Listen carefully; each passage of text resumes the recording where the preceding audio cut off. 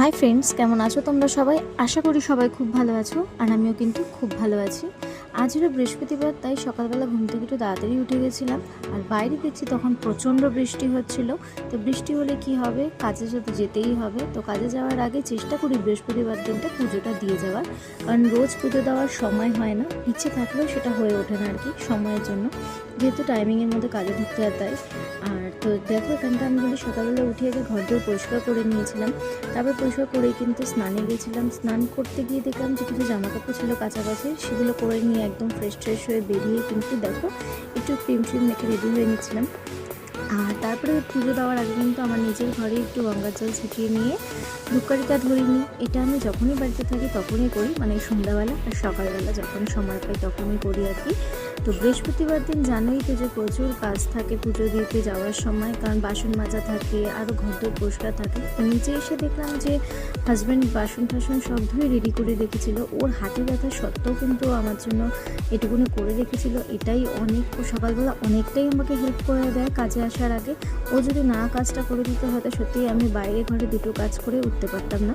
তো এখানটা দেখো আমি কিন্তু ঘরটা পরিষ্কার করে এখানে কিন্তু পুজো দিতে বসে গেছিলাম।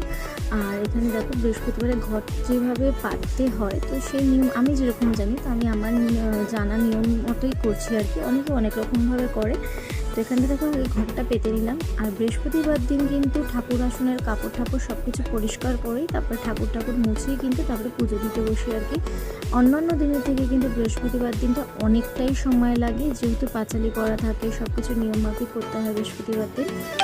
তো যাই হোক, দেখো এখানটা কিন্তু আমি পুজো টুজো দিয়ে কমপ্লিট করে নিয়েছিলাম। প্রথমেই কিন্তু এখানে গণেশ ঠাকুরকে পুজো দিয়ে নিয়েছিলাম, তারপরে ভোলেনাথকে দিয়ে নিয়েছিলাম পুজো, তারপরে একে একে সমস্ত ঠাকুরকে পুজো দিয়ে কিন্তু পাঁচালিটা করে কমপ্লিট করে নিয়েছিলাম।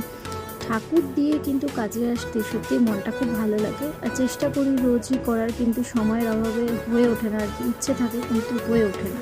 তো যাই হোক, আশা করি তোমাদেরও এরকমই হয় আর কি, যারা যারা ঘর আর বাইরে দুটোতেই সামলাতে হয়। তো দেখো, আর এক দিকে কিন্তু হাজব্যান্ড ঘর মানে টিফিনে সমস্ত কিছু রেডি করে নিয়েছিল, গুছিয়ে টুছিয়ে।